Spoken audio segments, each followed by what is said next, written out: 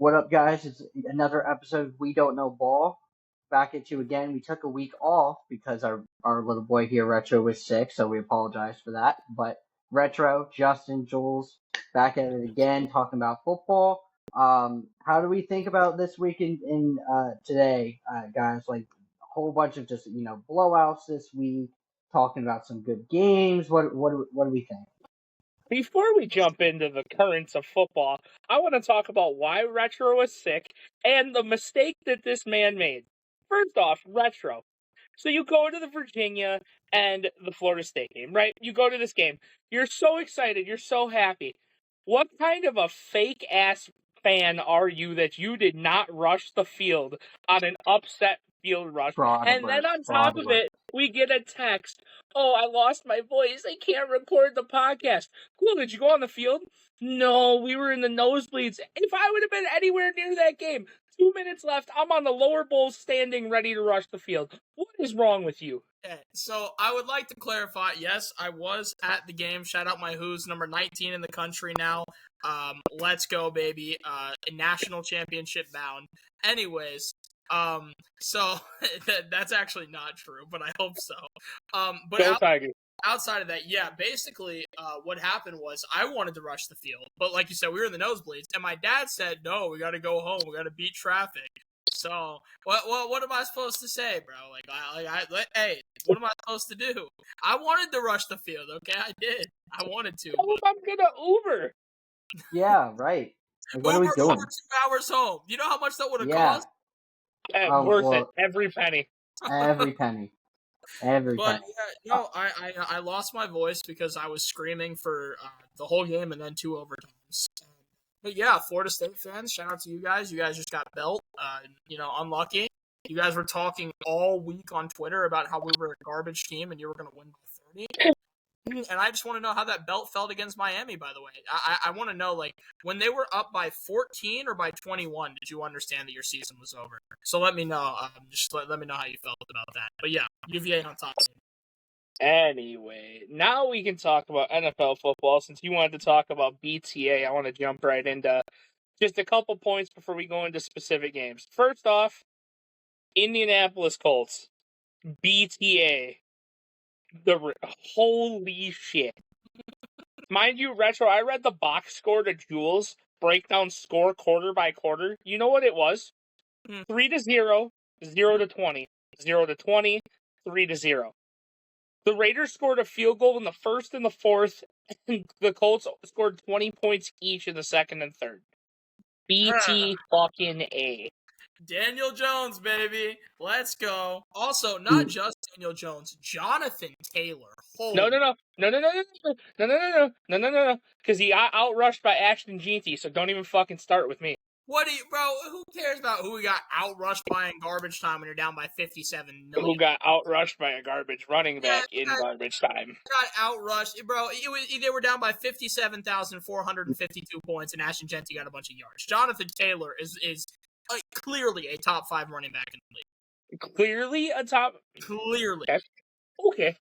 All right, well, I'm just going to jump over that one.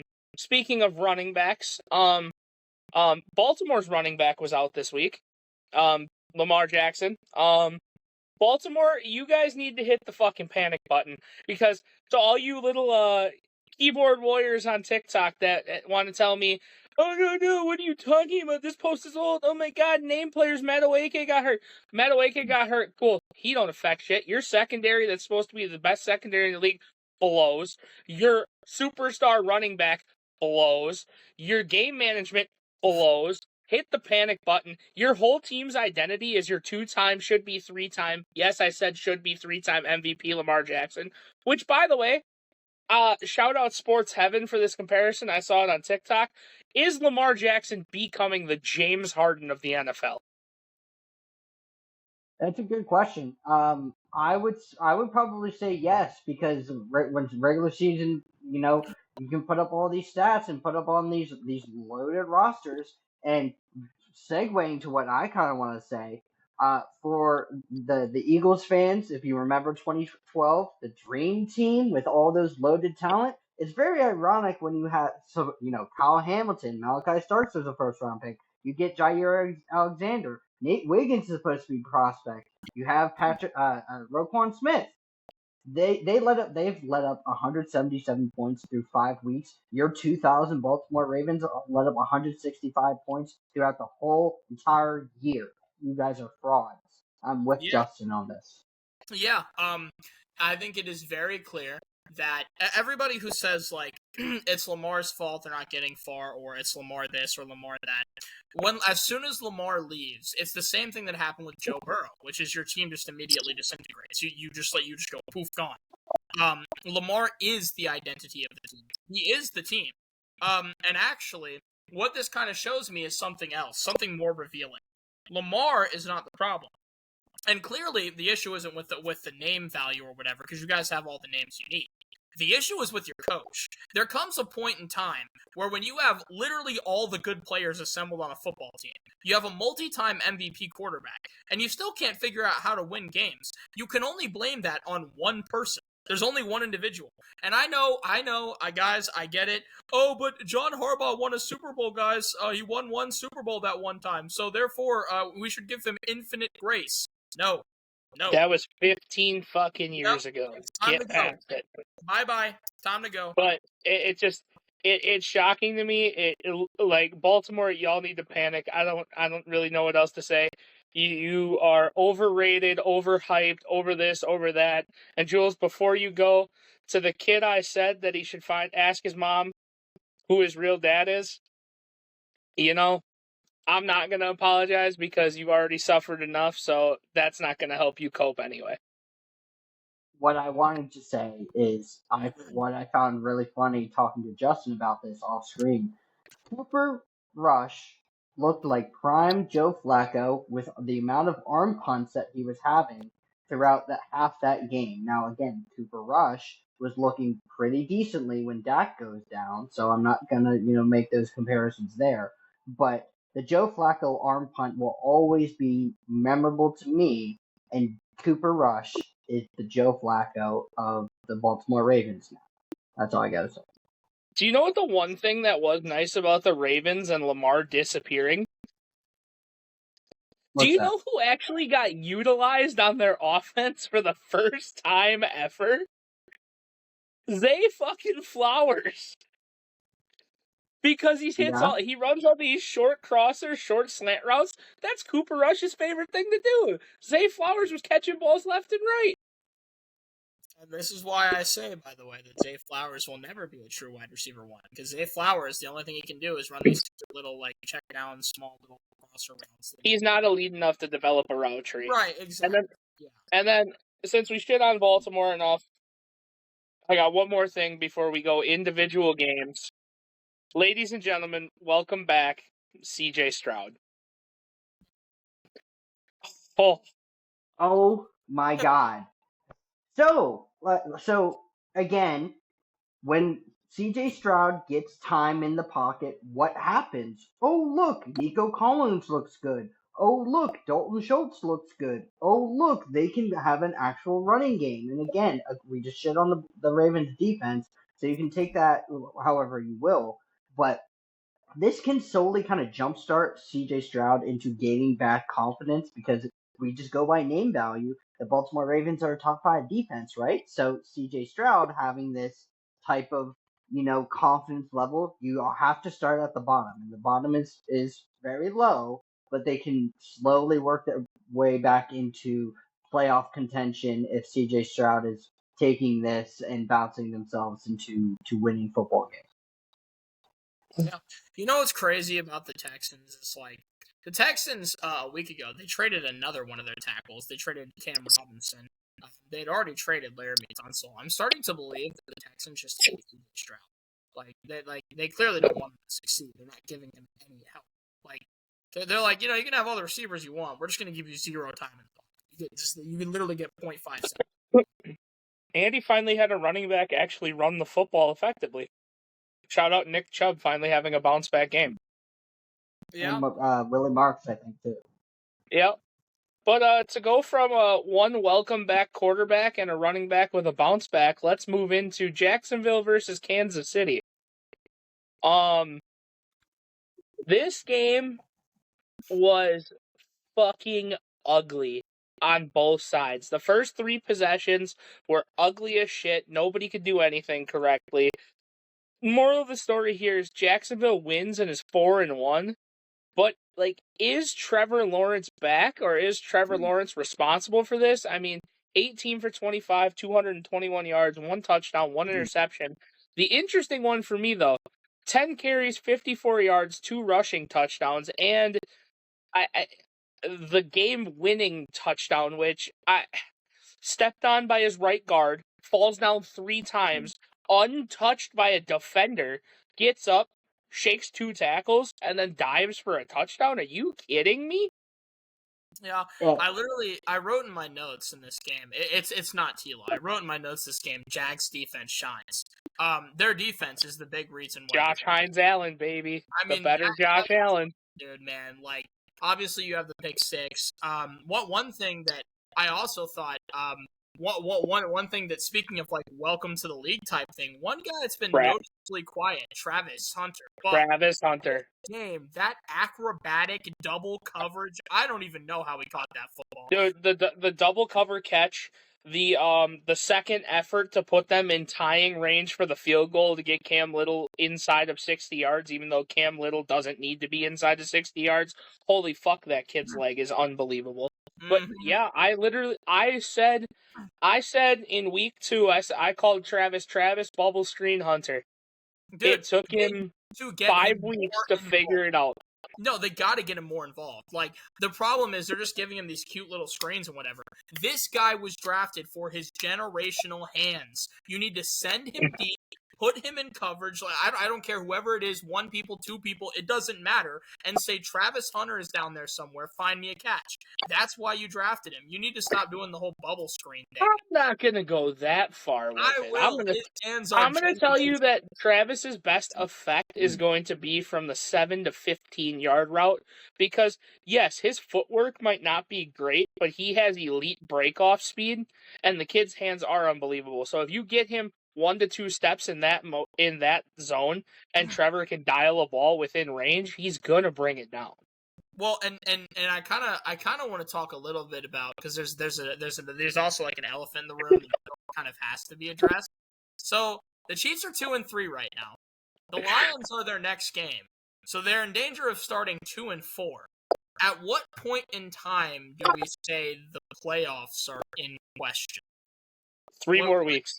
You think it's yeah? When they're 3-5 in week 9. I think the Chiefs fans, one thing also that the Chiefs typically have is they normally have home field advantage. That's normally one of their biggest things. And I don't think they're going to have that these playoffs. No shot. They're going to be on the road. And obviously we'll get to it. The Bills might not be as big of a problem as we first thought. But Shut the fuck up. We'll get to that. Shut up, Jules talk. We'll get to it. But yeah, everything else. So a couple things. My big thing was that this Kansas City Chiefs team last year wins this game because of specifically that last play. Because Chris Jones, Nick Bolton, whoever it is, goes and makes that tackle, makes that sack, and game's over, right? So that black magic is now gone. They don't have the edge on their side anymore. So that's a big red flag on the Kansas City Chiefs. So they need to find help quick. And now that Tyreek Hill is gone, because Kansas City Chiefs were watering at the mouth at, we're going to get Tyreek, all this kind of shit. He's gone. He's off the table. So whoever's getting traded at the trade deadline, that's a big name. You got to go find somebody else. And I don't think anybody's going to be able to be there to help them find a legitimate wide receiver 1. 2, with the Travis Hunter and Brian Thomas Jr. problems in Jacksonville, it's known football terrorist Shane Waldron. Shane Waldron doesn't know how to keep wide receivers and create any opportunities for them whatsoever. So, Justin, I would agree with you that I don't think that T-Law is back, but at the same time, when Shane Waldron is forming offenses against you while working for your team, it's very hard to do that. I talked about this before. Every year in which he comes into the system the year after. There's breakout seasons. DJ Moore, JSN, BTJ the year before this. So it is a Shane Waldron problem. The fact that Liam Cohen is the head coach there now. It's like butting heads. Liam Cohen needs to take over the play calling, and Shane Waldron needs to hold his jock strap, hold a fucking cup of water, something. Get him outside the play calling. Shane Waldron is awful. Well, what do you guys think now? Now that we're at this point, do we think that the Chiefs' playoff ceiling is still the Super Bowl? Like, or is it kind of an impossibility that they win at this point? Unfortunately, I want to be a realist here and say that, oh yeah, no, they can't from this point. But Jules, you say this black magic shit is gone. You say that there's nothing scarier than a Tom Brady, Patrick Mahomes referee-sided team in the playoffs. So I can't say that the Super Bowl is out of reach for them, especially with how weak the AFC's top frontrunners look right now. I can't say it's out of the question yet, because let's be real, Baltimore is technically still a team that can make the postseason. KC can still make we're only in week 5. No, I agree. While Kansas City dark magic exists and Patrick Mahomes is playing, I guess anything is possible. But hopefully, bro. I don't want to see them again. It's so Brady-esque, man. It's terrifying. It's like these two teams, like in this game, like KC and Jacksonville. Like, do you want to know what the worst part of this entire game is? The quarterbacks are the leading rushers in this game. Yep. Patrick Mahomes continues to average more rushing yards than his running back on less attempts. Tragic. The fact that T-Law has 10 carries for 54 yards and 2 touchdowns. Do you even have a backfield? What are we doing? And that kind of brings up another question, which is the Jaguars are 4-1. So at what point? At what point do we say, hey, Jacksonville might be decent? Like they're gonna get dog walked by whatever wild card team they play. Don't even start with me. Hey, you know what? They just beat the Chiefs. Like they're kind of riding high. Did they beat the Chiefs or did they beat the Chiefs? Come on now, let's be real here. Not to mention. Here's the biggest thing: we're in week 5, right? Patrick doesn't look like himself. He will find himself. His receivers are so fucking young and so green, they will learn as this season goes on, or they won't see the field. They will go and sign fucking 4 to 5 veterans that are just as good as their minimum talent receivers that they have right now, and they will go run the offense, and they will do the job. I mean, what about their rushing game? Their rushing game's fine. Kareem Hunt's probably the bright spot in this game for the Chiefs side. He started to get downhill and started attacking gaps. Pacheco still is a receiving back. Hunt is getting more touches, I think, at this point than him. Like, it's just, you just have to, I don't want to give the Chiefs the credit, but I feel like they just have to continue to evolve and take each day and practice more serious than the last, like they do. I mean, the other red flag is obviously, and Joel, sorry, I'll be quick. The other red flag is also obviously the fact that 87 isn't getting any younger, and like Mahomes needs him like he needs water. Like 87 is his. Yeah, but I said it before. It's like, who are the guys on the market? Who are the guys that are off the street that are going to replenish this wide receiver core to, like? Because I don't know any notable names that he'll have a bunch of nobodies. He'll have a bunch of nobodies and no receiver ones, and he'll just have to make it work because he's Patrick Mahomes. Remember, this is the same guy that idiot fucking football fans think is second best to Tom Brady all time. Come on now, this guy, he's too young to be already choking. I'm sorry. He's too young. He's too young to have a peak that went here and immediately. I can't. I don't want to hear. If they don't make the playoffs, I don't want to hear another Patrick Mahomes Tom Brady comparison ever again. No, he needs ever again. If you want to make the debatable claim that he's past Peyton Manning, he needs to do a lot before he passes Montana. So let's Let's pull the brakes a little. Speaking of, I just pumped TB12's name out there, so let's just move on to his last team that he played for in the league. We'll move on to Tampa Bay versus Seattle. Jules, before you want to have your blow up, before you want to go crazy, I just want to say something about these two teams. First off, these might be the two most comfortable looking quarterbacks on the field right now in the league. Which is weird. But Which is insane to say that Sam Darnold and Baker Mayfield in the year 2025 are the most comfortable quarterbacks in the league right now. They have the most time to deliver the ball. They have the most secondary options available. And they just have... I don't get it. Second off, Jules, this one's more so for your side. Jalen Milroe's a football terrorist. Good luck with that. All right, anyway. Thank you, because absolutely, thank you, because I've been saying this with Retro off screen before we started this podcast about Jalen and I Milroe. feel like we even see it on screen too. Well, We yeah, have. Jalen Milroe, just oh my But god, after the play... After the play that like, man executed this week, Heck of a I like what the couldn't fuck? help but laugh. Yeah, it's awful. So a couple of things on my end. Um, so we should probably like it's so hard to describe. So this is yet another weekend when we lost against San Fran, right? We're on the goal line, and Nick Bosa, on record, he clutches up, he gets a sack, and whatever. But he led that into getting to field goal range. We're on around I think the 40-45 yard line, and he is getting hit while he throws. And my biggest thing coming out of that is live another day, throw that bitch into the ground, throw it, because Sam Darnold, when it comes to um, clutch time, and even though I don't value that, I know Retro, I know you do, but when it comes to clutch time, those are two specific plays that one is definitely was out of his control. The offensive lineman missed his assignment. The second one was in his control, and he could have just lived another day. Um, but I will say though, even though we lost again, I don't value QB wins and losses as a QB stat. I think that's stupid. I still think that Sam Darnold outplayed Baker Mayfield. He had 4 touchdowns. He had 1 interception again in clutch time.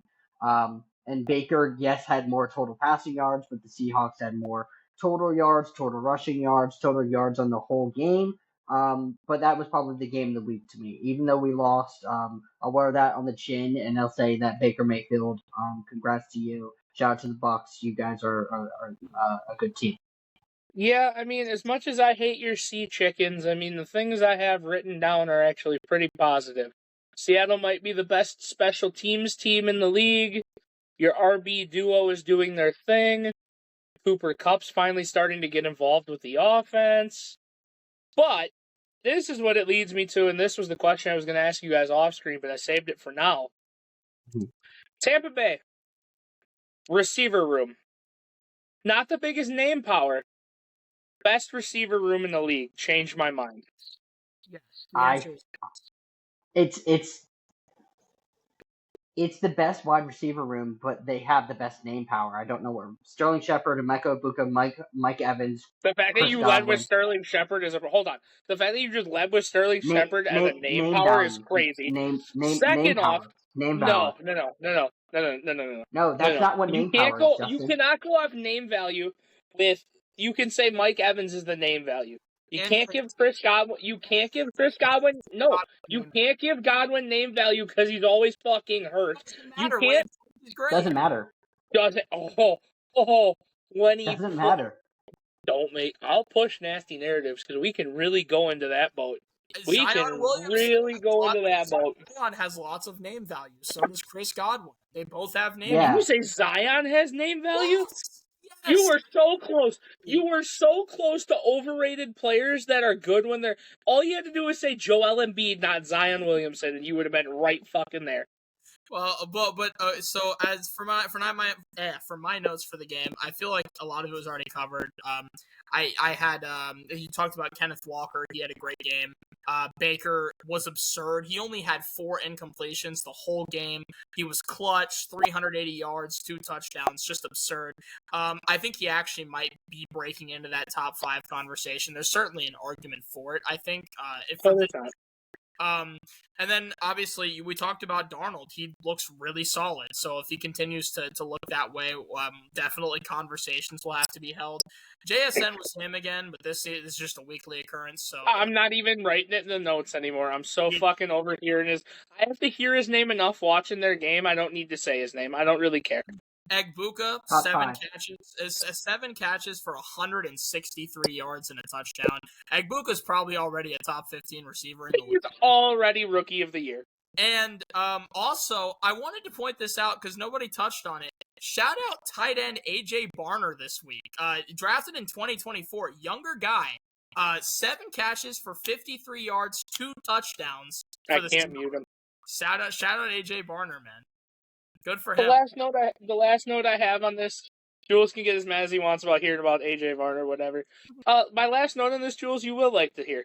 And this is coming from me, who hates your sea chickens. I would love to see this matchup in the postseason. I would too. This would probably be a good matchup, but again, this was home and we lost by 3. If it's in Tampa Bay, we're losing by probably 20. I'm 17, yeah. Yeah, I think I think the big reason why this game was how it was because nobody was playing defense. Again, Tyreek Woolen, get off my fucking team. And if Tampa Bay playing in Tampa Bay is tough.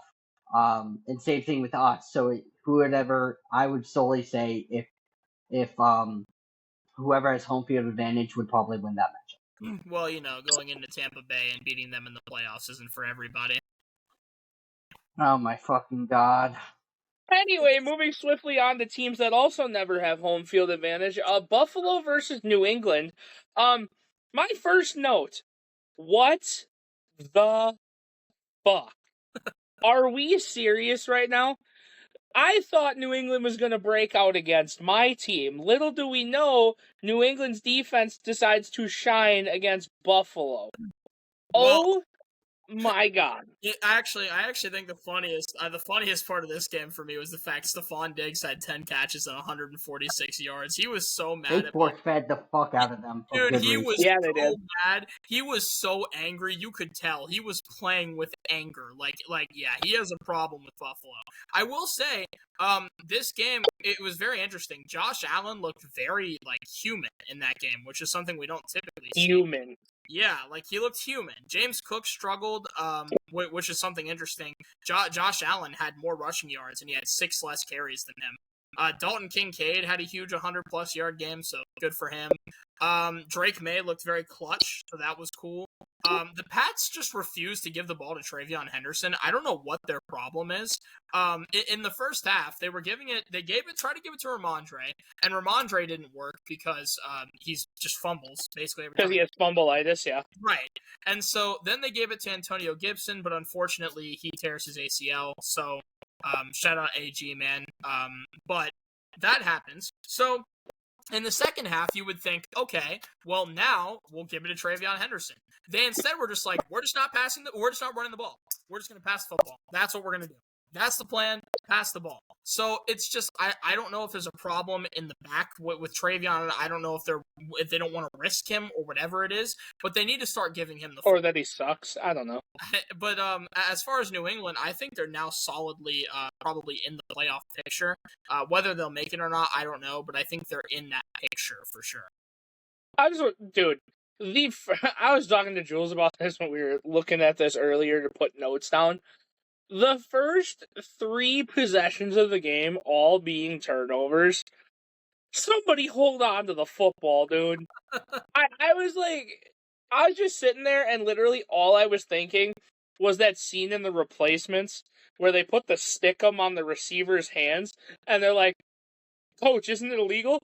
It's not illegal if you don't get caught. Run the same fucking play. And he catches it for a touchdown and then can't get rid of the ball.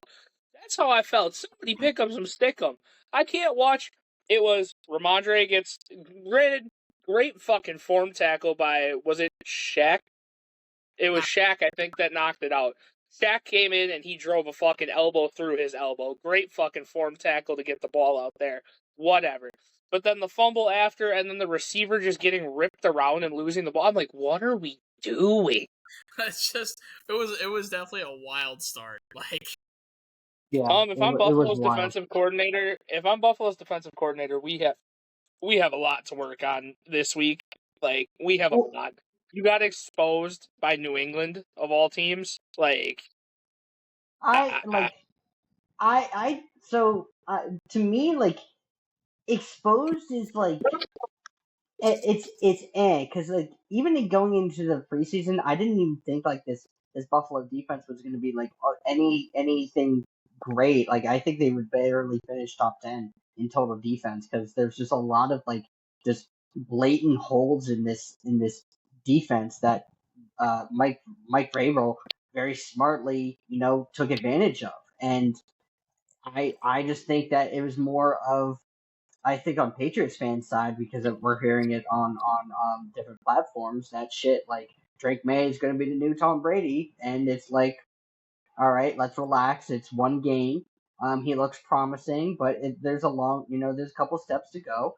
And I hope nothing but good for Drake May. It's just that I think the overreaction is this is a Bills team that was gaining momentum, but it's still the Bills who struggle in the postseason. So let's calm down for a oh, little bit. I'm And perfectly calm on this one. yeah, and I'm perfectly calm. More on Drake May guys. I am so happy that you chose to leave these two games for last. I'm so happy you did that. I'm so happy that Jules gets to segue me into perfectly. Talked about the new Tom Brady. That would not be Drake May. That would be the actual new Tom Brady. The first guy that they thought was going to be the new Tom Brady. That guy leading the 49ers. That man, Mac Jones. Mac Jones is leading a team, making elite level reads and throws down a field. I just want to be clear. He's not elite. Oh my god. But you know who's supposed to be elite? Mr. 5 years, 265 million, 181 guaranteed. For what? So let's rewind. Who is the For what? person that gave me Who's the person that gave me shit for saying that Brock Purdy wasn't a real quarterback? Because it sure as hell wasn't retro, Justin. Glor? I'm gonna go ahead and I'm gonna take over. So first and Shocker. foremost, let's You get to take over the next game, so why shouldn't you take over this one too? Disappointment, okay? So let's talk about Mr. Disappointment. That guy needs to be traded tomorrow. You don't need To Brock who? Purdy.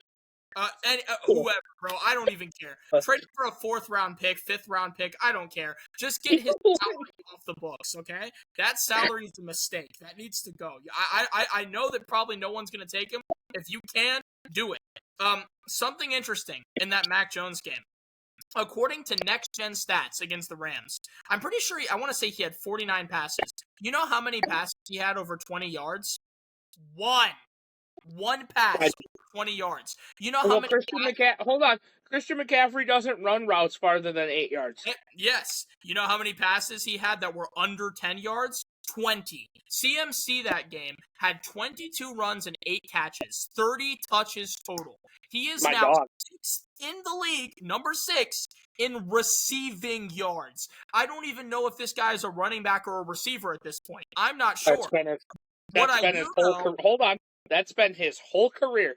He came into Carolina as a receiving back. I don't want to start this with you guys at the same time, but again, Mac Jones is going to look elite the same way that Brock Purdy could do it. Why? Because Kyle Shanahan's system could make Tommy DeVito an elite quarterback. And because, this is the point I'm trying to get to, CMC should win MVP this year. He was robbed of MVP before. You're drunk. Win MVP this year. Go away. McCaffrey is literally the glue and the reason why the 49ers are as good as they are. That's a hell of a way to say Daniel Jones. But outside of that, just a few other things. I think Eddie Pinheiro is now one of the best kickers in the league. He went 4-4. He had a kick from 59. He's 11 of 11 on the year. He's still third at least. Very, very solid kicker. Still third at least. Probably more, just like, like top 5, top 10. Matthew Stafford looked awesome. He had 6 receivers with 2 catches or more, 4 with 66 yards or more, so he was really getting the ball around to those guys. Kyron played amazing. He had a CMC-esque game. 14 carries for 65 yards, 8 catches for 66 yards. And a fumble. Uh, You don't get to say he played great with a fumble. It's one fumble. Like, it happens. Like, No, it doesn't move me. You can't say he played great when he is a sole reason for a turnover It happens. It in doesn't. football. And then the last point that I have, and Jules, I am very sorry, but while this system exists and while CMC is playing for the 49ers, they could absolutely go to the Super Bowl. 100%. They could. No. This team, No, they could. This team has now proven No. this team owns the division. They've beaten the Rams, they've beaten the Seahawks, they've beaten the Cardinals. This team owns the division. The division is theirs now. So now that they have wins over every team in the division, they've shown that they can continue to be consistently good. I don't see a reason why they can't. Mac Jones is in there looking like Thomas Patrick Edward Brady Jr. Christian McCaffrey is looking like LaDainian Tomlinson. Kyle Shanahan could make me look good at quarterback, and the roster is hurt right now. So when everybody comes Thomas Patrick Edward Brady Jr., dude.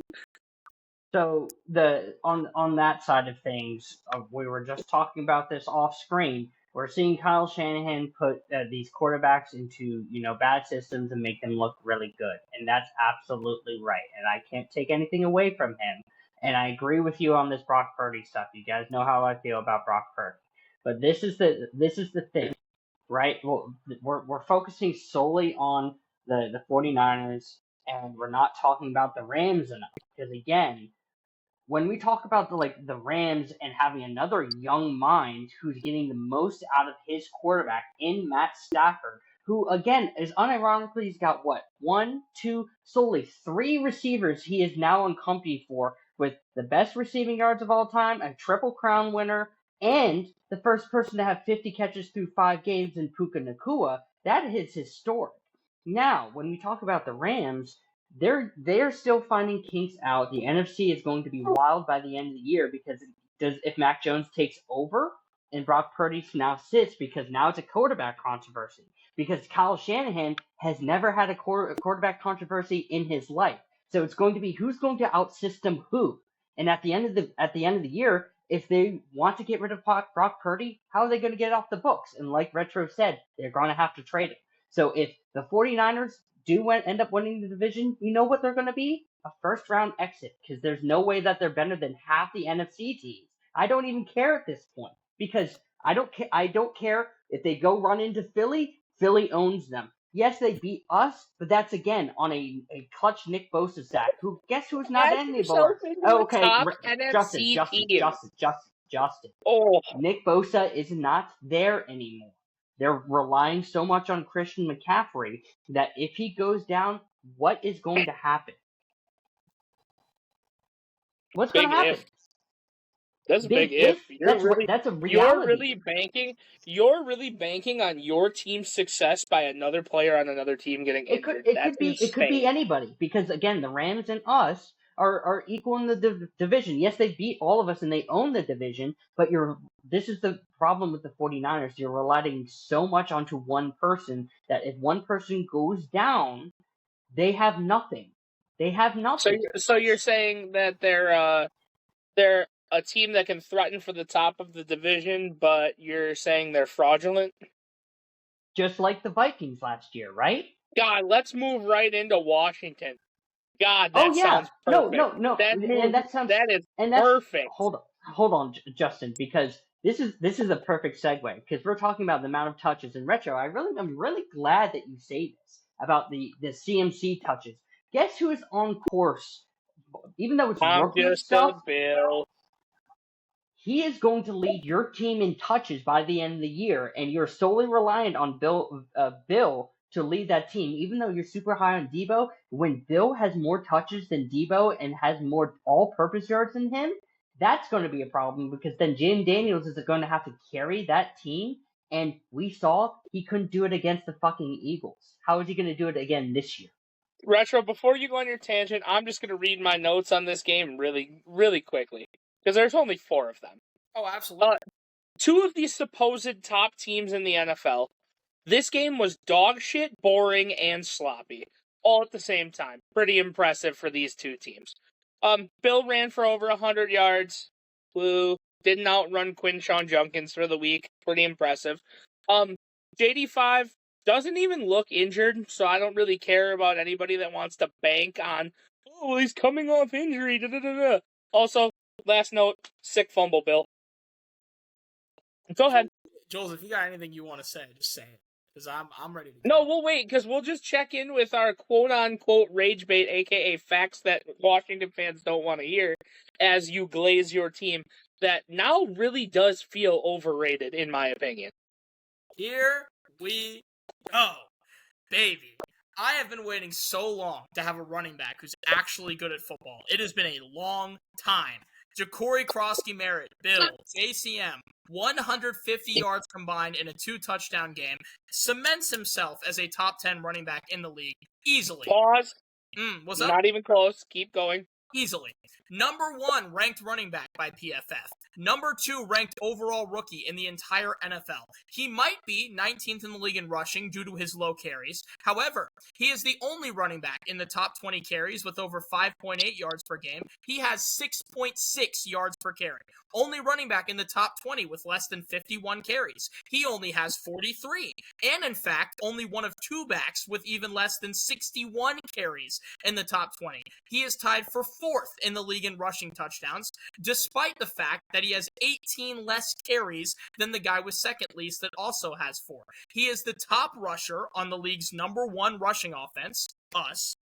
It's undebatable at this point. He is easily a top 10 running back in the league. He has the precision. He has the run through contact. He has the speed. He has the vision. He has the awareness to be both a receiving back and a rushing back. He is everything I have looked for in a running back forever and ever and ever. If Cam Scadaboo was running in this offense, he'd be leading the league in rushing yards. Give me JCM over Scadaboo. Thank you very much. You're crazy. So, that being said, there are some other things we have to talk about. I've glazed Bill enough. As you can see in my name, it says Bill MVP. So, shout out my GOAT, my glorious king. I Bill. hope nobody can see that during the podcast. And also, by the way, before this game, we were the number. I think they do, Justin. before this game, the number 2 ranked rushing offense without utilizing JCM was Washington. So we don't even need to utilize him necessarily, and we can still be a top 5 rushing offense in the league. Hey, so Jules, do you remember that year where the number 1 offense and number 1 defense didn't even make the playoffs? I think we're heading there right now with Washington. Last year when we went 12-5 with the worst team. Anyways, and the NFC Championship game. I know you remember that. We went to Tampa Bay. We took them out. Then we went into the Lions. What happened in that NFC Championship game, by the way? Well, I didn't see your team there. Oh, okay. So it's a year-by-year basis. So who has the Super Bowl in 2000? So we started this podcast to push personal team agendas, is what I heard. So Jules and I are going to stick to being realists. You can continue to be Molly, which is crazy work because Jules is supposed to be Molly. But if you want to be Molly and you want to push personal terrible agendas, you go right ahead. We'll continue to speak facts and talk about the truth and actually report on the sport. You can continue to live in fantasy land and glaze over your RG3 wannabe. You can glaze over your Clinton Portis wannabe. You can glaze over your not going to be 1,000-yard receiver. You can glaze over your not AJ Brown receiver. I'm ready for it, Retro. I'm here for it. Brown. Deebo Samuel now has more yards and touchdowns than A.J. Brown. Shout out A.J. Brown, by the way. But outside of that, so I've already given all the facts I need to on Bill. Everything I just said is true. None of it is fake. You can look up all those stats if you'd like. Now, on to Deebo Samuel. 8 catches, 96 yards, and a touchdown this game. On pace for over 1,000 yards. Yet another great game from Deebo. So happy that we got that guy. I had to hear that he was fat in the offseason. That fat guy is playing better than A.J. Brown. So I don't know what that makes A.J. Brown. But hey, all I know is Deebo's on top, baby. So that happened. Von Miller had 1.5 sacks. I also had to hear that guy was old. That's not aging too well. I mean, to be fair, he is old. Dorrance Armstrong. To be fair. Dorrance Armstrong had 2 sacks. He is now tied for 2nd in the league in sacks with 5. Thank you, Dorrance Armstrong, for continuing to cook at a top 5 edge rusher in the league. Mikey Sainristil, Frozone. He had a clutch pick to seal the game. He was great last. Last year in rookie corners, he had the most pass deflections of any rookie corners in the league. This year, he continues to shine. Marshawn Lattimore only allowed 6 yards and one. Oh, I know that guy. He's relevant. Yeah, so he allowed only 6 yards and 1 catch this week, so Marshawn Lattimore played great. But if I am being real, he's kind of bipolar. He either is garbage or he's great. There's not really an in-between, so I don't Sounds like your franchise in a nutshell. Don't know if I really trust Lattimore. Outside of that, though, ladies and gentlemen, we are so back. My glorious king returned this week and put up yet another highlight reel. A beautiful 50-yard air ball right into the hands of Luke McCaffrey. Didn't realize Michael Jordan was the quarterback for the Commanders, but okay. Fadeaway ball to Deebo Samuel on the right corner of the end zone. Chef's kiss to end the game.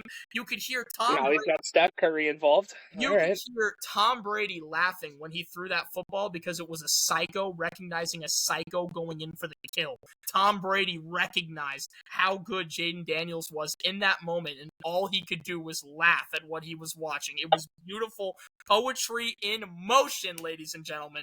My quarterback is back. We finally decided to utilize my running back. Deebo had 8 catches and 96 yards and is better than A.J. Brown. And Von Miller had 1.5 sacks, and my other edge is fourth in the league, or second in the league in sacks, I mean.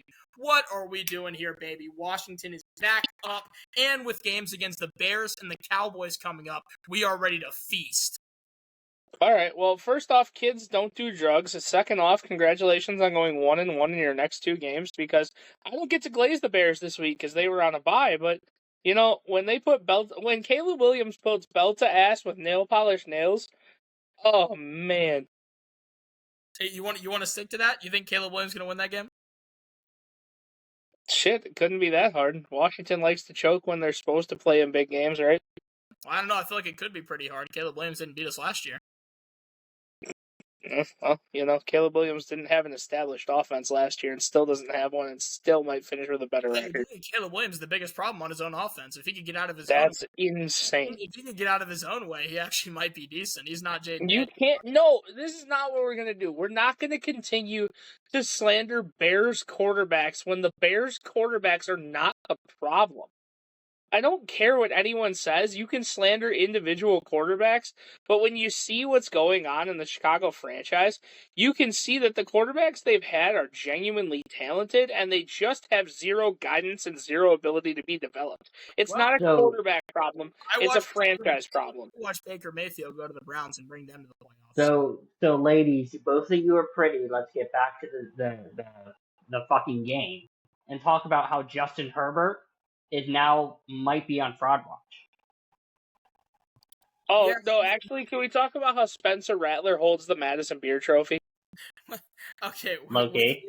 With Justin Herbert, I think that the biggest problem is just that his offensive line was decimated, so obviously, like, that's not going to help.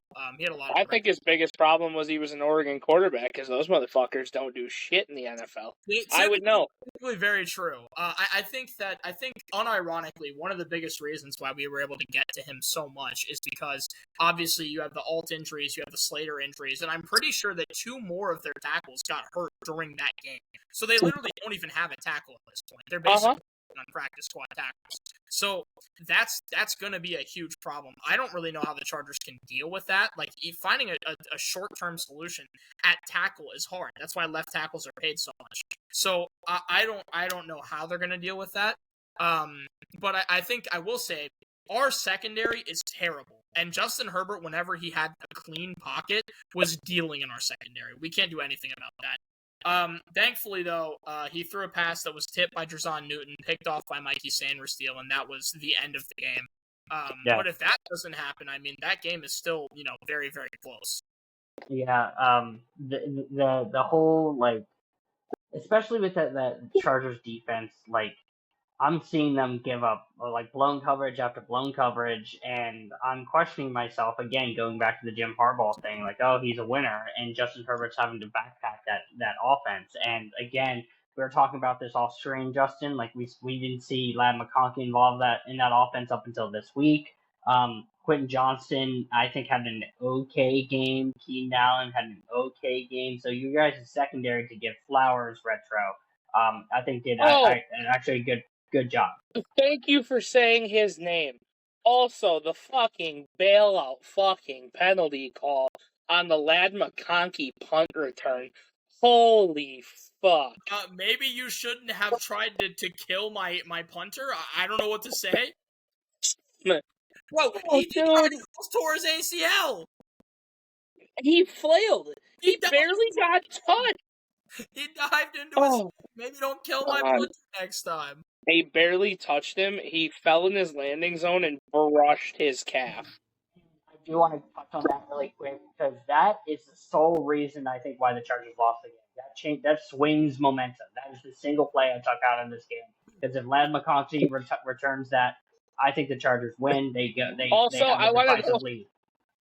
I want to know why your punter looked like the no leg, no arm guy from Monty Python trying to kick dude's ass, trying to tackle Lad McConkey. He looked like he was running on elbows and nubs, dude. Listen, it's just a flesh wound. I love Tress, okay? He's one of my favorite Washington players, but he is old, man. He's been here for a while. I don't blame him. You know, I probably would have just kind of reached out my arms. You know, you're a punter, okay? You know? That I believe right there was the soul swing moment of the game. McConkey takes that to the house. They're riding momentum. Wind is sucked out of the Commanders team. I don't think they go on to do anything after that point, but well, and yeah. our kick return and punt return units are really good, but our kickoff and punt units are terrible. Like, they are awful. They are not good. And that did not surprise me that he was able to do that. That was a crazy punt return by Lad. His agility was pretty wild on that.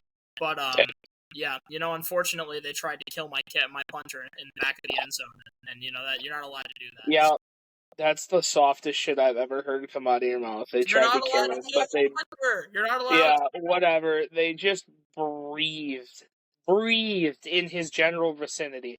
You know what that reminded me of? Shea Gilgeous-Alexander. That's exactly what. No. Oh, you're gonna piss me the fuck off. They breathed in his general direction, and they called it. You know what's funny? No, Retro. You know what's funny? Guess who averaged more free throws in the finals over than SGA? Your favorite player, Dwayne Wade, because he's a fucking flopper, but you don't want to talk about that. I never said that Shea was a free throw merchant. I said he was a foul merchant, which is two different. And I'm not saying Dwayne Wade's a flopper because they played harder defense and didn't get breathing fouls back when he played. I would also like to say I don't want to hear that name until I have to during basketball season, okay? Well, newsflash, we're 2 weeks away. Get ready. Talk about the man that single-handedly ruined basketball discourse before we Okay, all right, we're not doing that. Steph Curry did. Does anybody... Yeah, well, Steph Curry's in that conversation too, but anyway. Are there any other things, just quick touching points from what happened in the league this week? Anybody wants touching points is wild, by the way. We're gonna let him say that? Pause. I'll touch your point if you don't shut your mouth. Justin, do you want to talk about the whole Madison beer thing? Yeah, I can absolutely explain that math for anybody that wants to know. Last week, Giants beat the Chargers. Justin Herbert is dating Madison Beer. Jackson Dart had an old interview pop up where he says celebrity crush with Madison Beer. Jackson Dart beats Justin Herbert, i.e. how men work half the time. Oh, well, he beat him, so that's his. Now, Giants go to play New Orleans. New Orleans beats the Giants, therefore, what is Jackson Dart's is now Spencer Rattler's, i.e. Spencer Rattler owns the Madison Beer Trophy. So that Madison Beer is a whore, basically. It means that this week Drake May has a chance to claim. Drake May has a shot with Madison Beer this week. Where the fuck is our podcast going? Anyway, speaking of things... I almost just segued it in a wild way. Speaking of things that don't matter. Anyway, since we're done with the NFL, this is actually something I do want to talk about. And that is not the way I want to segue this, but it's pretty fucking funny. So, I want to address this because I'll be honest, I called Jules on Saturday, Sunday night, whatever it was, and I was like, I really just want to hop on and talk about this because listening to this shit's pissing me the fuck off. For those of you that don't give a shit or only here for football, you can tune out now. And especially if you don't give a shit about this sport like some of us do, This shit going on in the WNBA is fucking foul. Their commissioner gives 0 fucks about her players. 0. Like, let me just read you some of these comments that she's delivered about her league. First off, Nafisha Collins talking about it. Granted, I have to get to her in a bit because she's got some problems I'd like to address as well. Comments that our commissioner for this has made. Kathy has made these comments. The losers are the ones that complain about everything. The players should be on their knees for the revenue deal that I've brought them. This league thrives despite its players, not because of them. Are you kidding me? First off, this league doesn't thrive because these motherfuckers have lost money for 27 straight years. So, I don't really know where this league is thriving. Yes, on social media. Yes, currently with individual player brand deals, thriving. You're still not making money. I don't get it. But when you accept a job as a commissioner of a sports league, your biggest things are how to draw revenue, player safety, and players' needs. Like, I don't understand how she can be so far off of this. Now, before I let you guys talk about it, the other thing I want to address with Nafisha Collier is that Nafisha, and specifically, I believe it's her husband, are the people that created the Unrivaled League. So, there have been talks that Nafisha's exit interview talking about how Kathy doesn't do this and doesn't do that and certain things and talking about how she understands the position because she's technically in it. I don't exactly know if this is the right woman to be talking about these certain issues in the W because she's basically just slandering the W and trying to bring attention. It sounds like a really bad political campaign. Yeah. So for the audience that I've grown on TikTok, you guys know me as the basketball historian. I know a lot about the history of the game and that kind of stuff. So I watch the W here and there, and this kind of goes into like politics, and like it gets so like touchy when it comes down to this kind of subject because I think there's two truths here.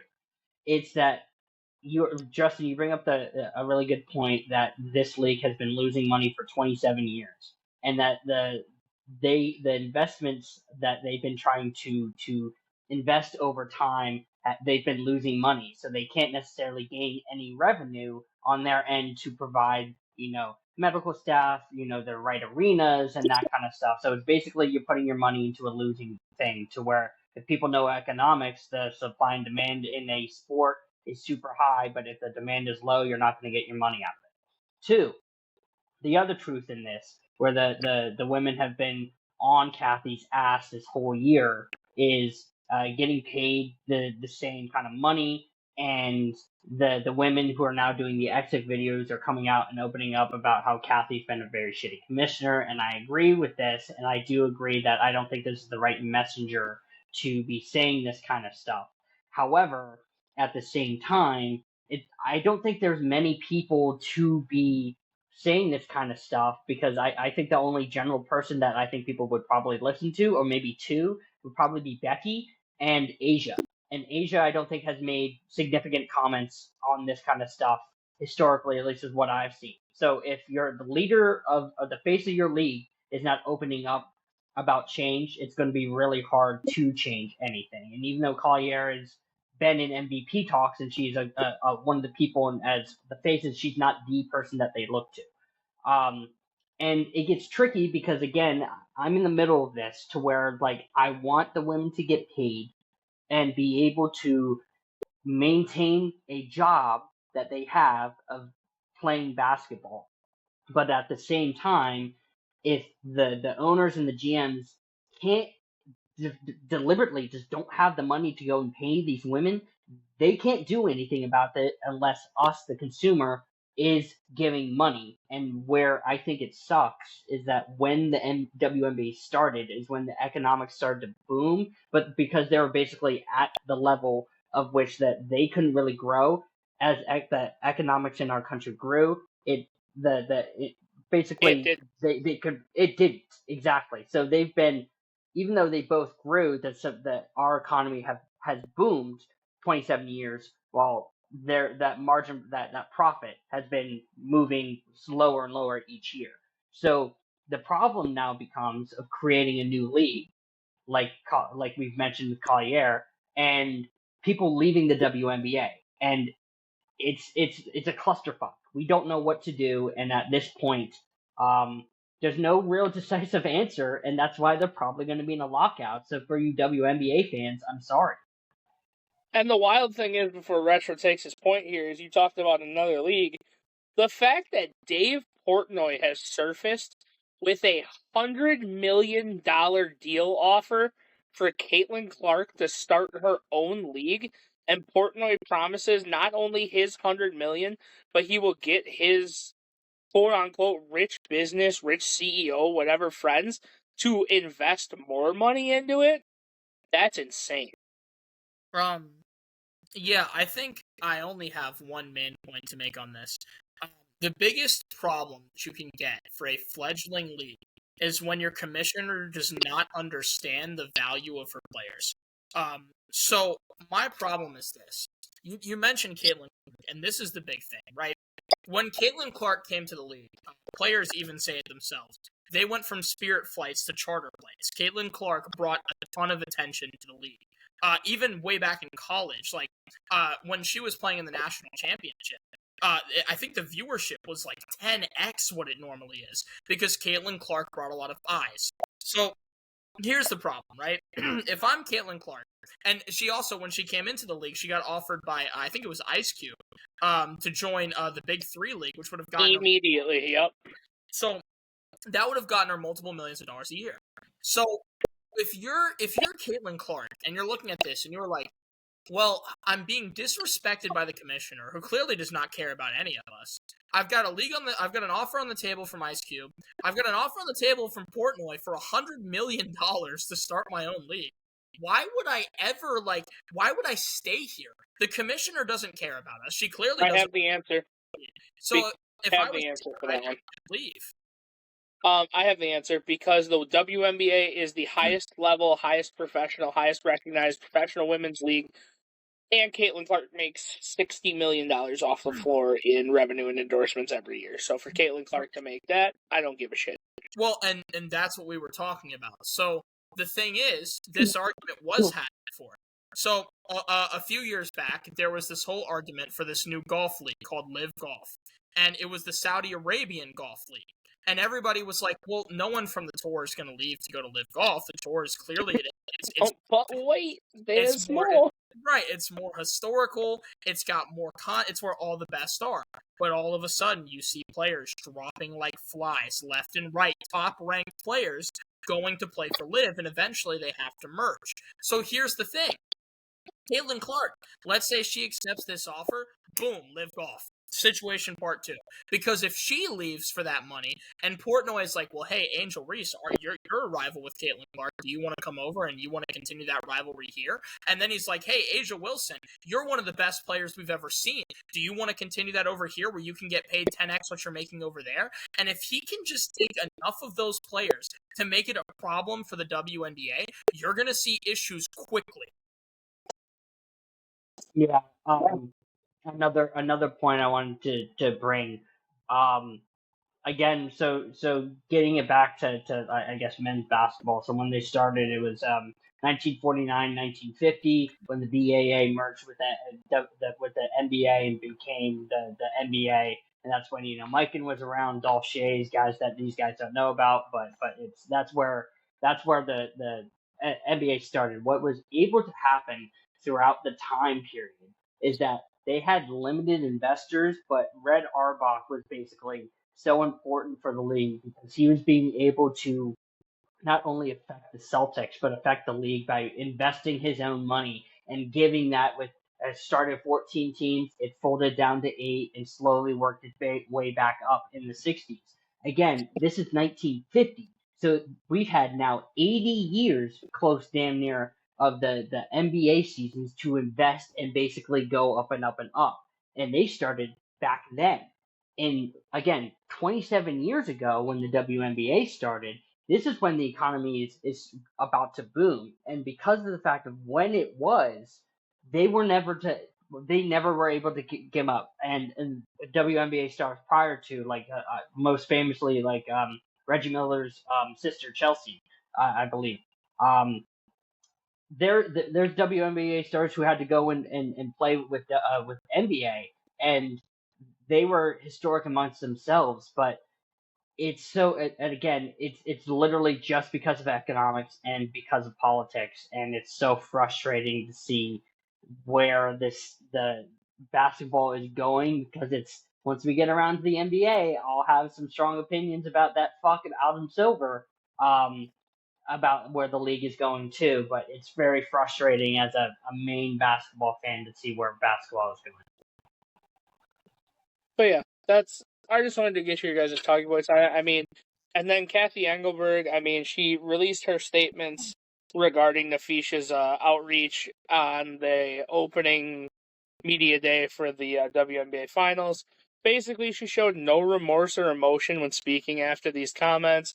Backhanded compliments were delivered and sweeping them under the rug. Says she'll fix them and basically just kind of like brushes everything that was said to the side. Like, it just doesn't make any sense to me. Like I said, I mean, if you're going to be a commissioner, granted, this woman has no idea what's best for any sort of basketball in general. She's a former CEO of some tech company, I believe. So, like, she just knows how business works. She has no idea how sports work. But, like, there were things that were said by, like, players. Like, Nafisha's biggest thing, she said, "Oh, well, I got reached out to by other players, coaches, family, friends when I was injured, but I never got reached out to by a commissioner." And Demetrius Wiley, of all people, who has a YouTube channel and does reaction stuff, reacted to the video and he goes, "If motherfucking Roger Goodell texted me every time my ankle hurt, I swear to God, me and him would be best friends." So for the fact that she thinks the commissioner is going to reach out to a player to see how her injury is, kind of crazy. But, like, this whole situation, I mean, it just screams lockout to me. It screams problems. It screams new commissioner, but she said she's in it for the long haul and she's going to make these changes herself. And good luck, ladies. I wish you the best. I hope there's no lockout because I'll be honest, the traction that they have right now in the W, if they go on lockout, they're not getting it back. Justin, do you mind if I before we get into pick 3 cut 5 and that, do you mind if I bring up one other thing that I forgot to mention earlier? Go ahead. Go ahead. Okay, so one other thing I forgot to mention earlier, just back to football real quick. Do you guys know who Luke McCaffrey is? Yeah, Christian's brother. Yeah, our wide receiver 3. This year he has 12 less catches than AJ Brown, only 48 less yards, more touchdowns. He has a higher catch percentage. He also has 10 more yards per reception. Our wide receiver 3 is better than AJ Brown. That's all I want. Thank you. I didn't see. I know we do sports history, but I didn't realize we gave a relevant stat of the day. Anyway, moving on to our new favorite segment of the Eagles fans that told me he was the number 1 receiver. Anyway, by the way, our new favorite segment where I pit Jules and Retro against each other because they love to conflict styles. Our pick 3 cut 5s for the week, and these ones aren't as nasty as they could be. I can see you guys literal fist fighting over this first one. Uh-oh. But let's just jump right into it, and we're just going. What's the category first? Oh, we're just going current wide receivers. Okay. Oh, okay. Well, actually, remember, pick 3, cut 5. Are we saying like right now what they're doing this season? Is that the criteria? If you're starting a team, who do you want? Oh, okay. You can go. You can base it off whatever your little heart desires because that's just the way it's got to be. The first one. If it was this season, I would take Luke McCaffrey over AJ Brown. So I just wanted to make sure we were. Because I didn't know. Okay. Anyway, nobody cares about Luke McCaffrey. The first name up is Amon-Ra. Oh. I mean, I would keep. I don't know, Jules. Where are we at? I wouldn't. You wouldn't? I wouldn't. Okay. You I got to mean, remember, Jules hates him because he's a slant merchant, but he does it better than his own slant merchant. No, I mean, he is a top 5 receiver. The problem is there are also like 4 receivers that are better. So it's like, It's right now. I have my 5 names right now. Okay. Amon-Ra is not one of them. I'll go with you on this one. Next up is Puka Nakua. That's a keep. Yeah. Okay.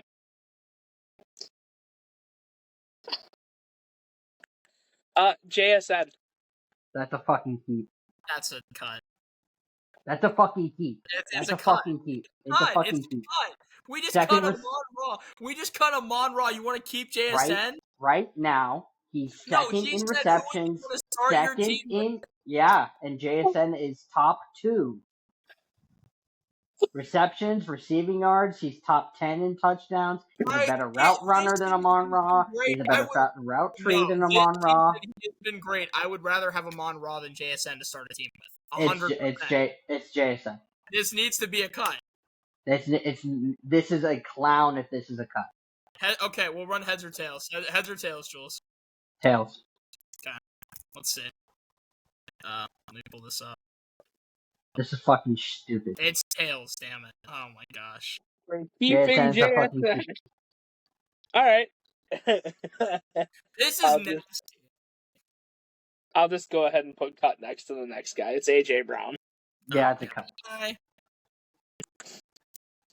Hey, Jules, you ready to play the flip side of it? Oh god. Terry McLaurin. Keep. This season, it's a cut. He said starting. If you are starting a This team, season. that's not what he said. He said starting He said a team. he said start. And this season, what has Terry I love my McLaurin done? job. He's been hurt. So that proves my point. Why would I then know by week 5 that I want somebody who's hurt? There's no way we're keeping JSN and cutting Terry and Amon-Ra. What are we doing? JSN is better than Terry this year. No, he's not. He plays more games. He has more receptions. He has more touchdowns. He has more receiving yards. And mind you, he's doing this on a worse quarterback, right? What has Terry played with his whole career? Terry's a better receiver. And what has JSN played with? Shitty Geno Smith? He's played for what, 3 years? I would rather have. Yeah, we're talking about career, right? I would rather have Geno Smith than Carson Wentz and You Sam much Howell. rather have Geno Smith than JD5. No, but it's been a year. So yeah, and it's been a year with Geno Smith. Wait, Retro, did you just try to bash Carson Wentz? Jules, narrative? Shut up. All right, so I don't even want to hear it right now. I need a decision. Heads or Okay, tails? we're running heads or tails again. What are you thinking? Heads, okay. Heads. How is it heads? Bro, I can't. I can't believe this. I'm gonna tell you this right now. You're gonna be happy you cut Terry McLaurin. Next is the rookie of the year, Emeka Mboga. Yeah, Retro. Yeah, Retro. I'd rather start my team with Terry than Emeka Egbuka, but sure, you can keep him because he's a keep. Sure. Well. Justin Jefferson, right? How many keeps? You do realize that this is only named how number many 6, keeps and cuts right? do we have left, Justin? How many keeps and cuts do we have left? You have one keep and 2 cuts. Yeah, so Jay Jettis. Who else has been good? Yeah, we have to. You're right. You're right in that we have to cut him because if we get Jettis or Jamar, then it's yeah, sure, cut him. God, can't believe you kept who you kept and then cut the rookie of the year. So Jay Jettis is next. Okay, yeah, so we get Justin Jefferson. For the record, I would rather have Amon-Ra and Terry than JSN, but that's know what? fucking terrible. So we're keeping Jettis? Yes, of course, we're keeping... Cut Jamar Chase, got it. Oh, wonderful. Fantastic. Yeah. So I have Puka, I have JSN, I have Jettis, I have Chase, and then that 5th spot is either Emeka or You're cutting 5, not keeping 5. No. you dumbass. I'm saying that my five wide receivers that I would want to start my franchise this year, those are my definitive 4. So cutting Emeka, cutting the fuck out of AJ, and Terry McLaurin might not even see the field because he's injured. So this is rational thinking, brother. It's to start a team, not about this season. It's to It start started a season. Yes, and I'm starting it this season. What But am I okay. seeing right now? Anyway, we'll just move on. All right, so the next one, you guys might have to get deep in your. You guys might have to get deep in your bag on this one because I got deep in my bag for this list. Okay. First overall draft picks. Oh wow. Okay. Well, okay. All right. First up's Troy Aikman. Oh. Cut that trash can. What? Hold on, brother. Cut that trash can. He's a Hall of Famer, Super Bowl multi-time Super Bowl. Cool. Yeah, it's the first name. Guess who are other number 1 overall picks who are just better than Troy Aikman? Plenty of people. You want to start? Wait, you want to start your franchise with Troy Aikman? Immediate cut. That's crazy. I wouldn't mind it. I'll put it that way. Speaking of handoff merchants of JJ McCarthy, Troy Aikman's a fucking handoff merchant. We can talk about that. Was Michael Irvin catching footballs from nobody? I'm confused. Was Emmitt Smith not getting the ball from Troy Aikman with the best offensive line? He could throw the football clearly. Obviously not that much. Shit. Holy shit. Well, this is going to a heads or tails again. What? There's I'm no way. Yeah, I can't wait to hear. The other names on this. heads or tails. No. I'll concede. I can't wait. I'll clown you. You. I deserve this. Troy Aikman's a key. Give me Hall of Fame. I deserve. Give me Hall of Fame. Anything. Yes. Holy shit. So we're keeping Troy Aikman? Yes. That's terrible. Unbelievable. Terrible. Multi-time Super Bowl champion Troy Aikman. Yes. All right, next is Earl Campbell.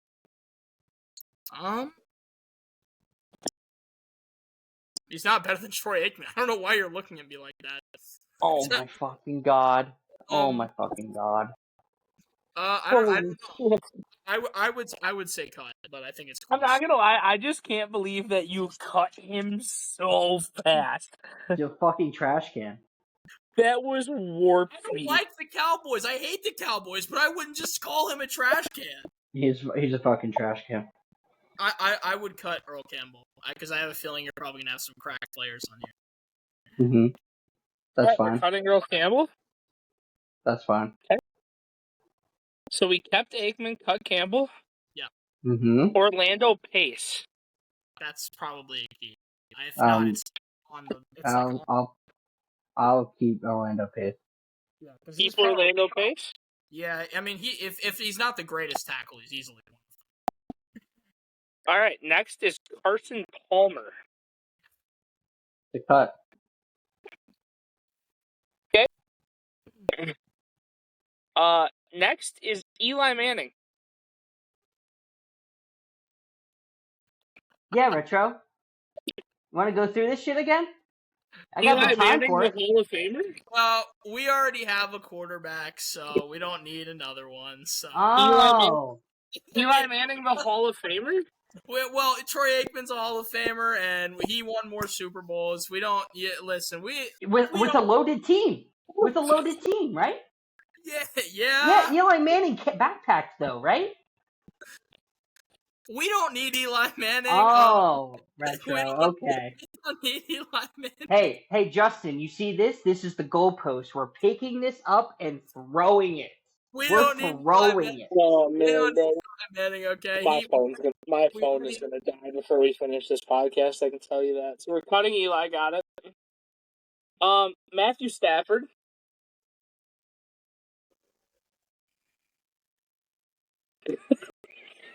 He's not better all time than Eli. He's better than Troy Aikman, though. I don't think he's better than Troy. You have one keep left, and you have one keep left. Yeah, but how many cuts? Stafford is the 6th player, so you have 7 and 8 left. So Oh yeah, Two- okay. Then 2 cuts. So we're cutting him? yeah, that's Okay. fine. I'd rather have Aikman than Stafford all the That's Um, fucking stupid. time. No, it's not. That's fucking Scam stupid. Newton. Cam Newton can be cut. That's fun. That's disrespectful, but it's a great cut because you get Peyton out of it. Yes. Gets in, mate. Gets in. My Yes. phone is just fucking cooked. So I'm probably gonna be off video for the That's a rest of W this. draft right there, baby. That's a W draft. So the next Terrible draft. one, since we're continuing our theme of Wow, these two actually have in the last couple of weeks we haven't gone back and forth. These first two have been really good at that. I'm just excited for this next one. It's all-time AFC South. Ugh. I forgot we Oh. were gonna do this. This is gonna be so fucking. We're not picking from a very good collection of players here. Are you? I'm so glad you said that. First name on the list, Terry McLaurin. AFC South? Terry McLaurin, AFC South? Am I tripping? Yeah, Justin. What? I'm pretty sure I have the wrong division here and did the right team's wrong division. Are you? You're slow. So you're slow. I'm slow. You're slow. Am I drunk? Hold on. I was about to be like, wait, did my receiver play for a team that I wasn't aware of? Am I drunk? Hold on. I can't wait for this shit to go up on YouTube and so people can say, No, yes, Justin is slow. I'm definitely right. Wasn't he a Titan? Am I wrong? AJ Brown was a Titan. Wasn't McLaurin as well? I don't think. No. I think it was AJ. I He think you're played for confusing one team. I think you're confusing AJ Brown and Terry McLaurin. I'm not confusing them. Yes, you are. You are. No, because I have AJ Brown second here. What the? No, because I swear Retro has said in the past on this podcast that they both came from Tennessee. No, he said AJ Brown is coming from Tennessee. Yo, No, he said they both did. No, they did not. I know No, they didn't. So then why?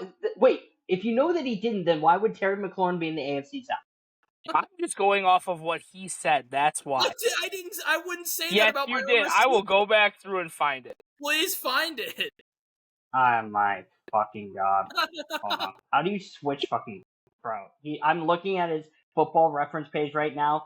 Washington from 2019 to 2025. Yeah, he's always been a Commander. That's what I'm saying, because Retro has said it in the past. That's why I think it's hilarious. No, don't move the goalpost. Don't move the goalpost. I don't You're have wrong. to move the goalpost, because he was talking You're about the better... No, because he said it one time. He might have misspoke. He said the better receiver coming from Tennessee. Wait. Then why are you listening to Retro? Because he's the all-knower, remember? The Redskins are going to win the Super Bowl. Oh my god. So Terry McLaurin is not here. And the AJ Bill Brown's the MVP. first one. So AJ Brown is Brown's the the first first one. name. Okay. I don't think he did enough on Tennessee to be. That's a cut. Yeah, I agree. I don't think anyone that's ever played for Tennessee has done enough on Tennessee.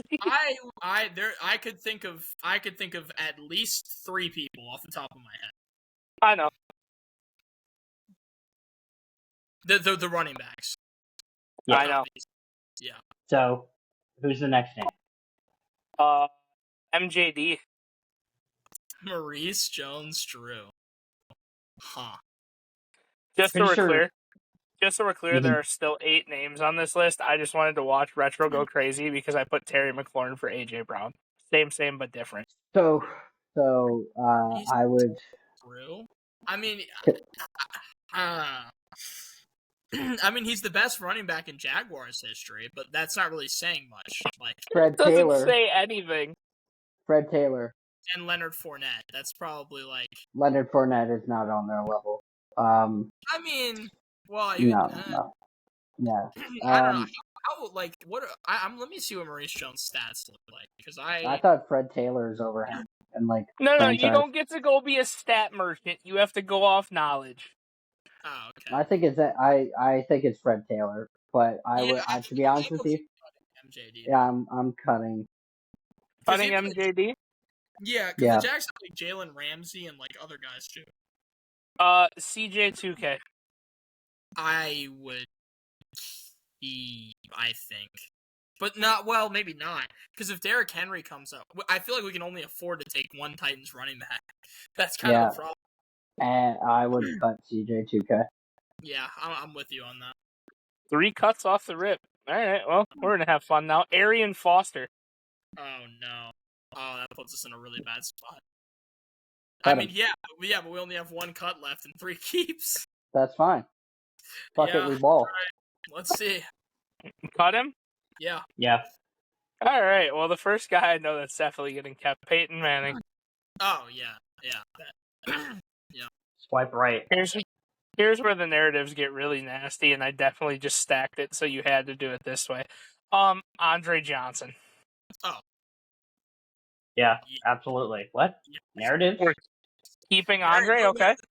Yeah, he's like, isn't he like the best AFC? Like it's That's him, fine. it's That's Reggie. not the narrative I'm pushing. It's just really stacked at the bottom of this list. Marvin Harrison. Marvin Harrison.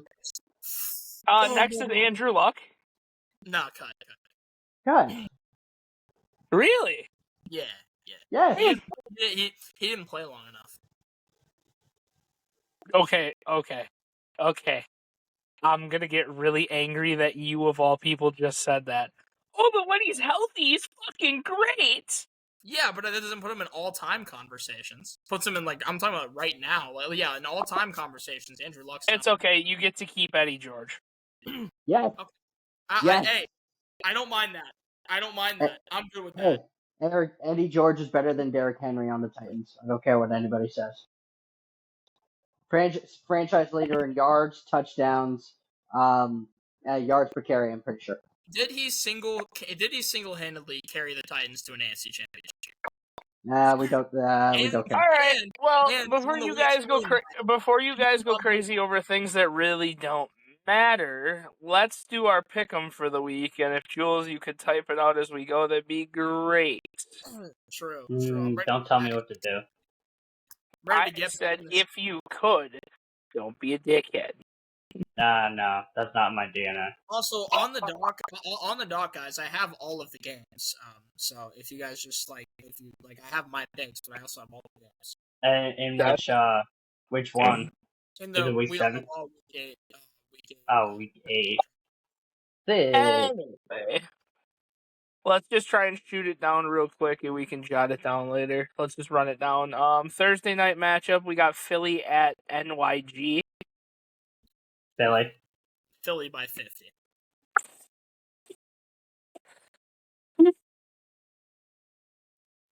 Yeah, Philly. I was about to say, that would have been crazy. Denver at NYJ in London. Yep, Denver. Denver. You don't want to pick Justin Fields, Jules, or? Denver. Okay. The Jets. Okay. All right. Well, I mean, it's kind of a trap game since they did just beat the Eagles. And they have to travel to London.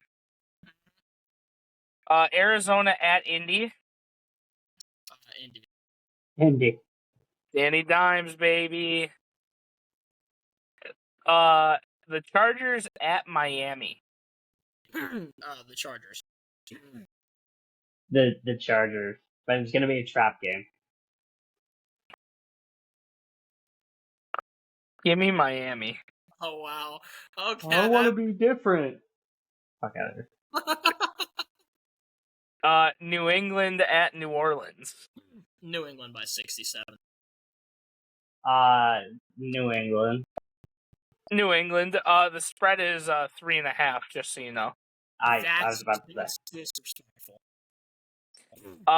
Cleveland at Pittsburgh.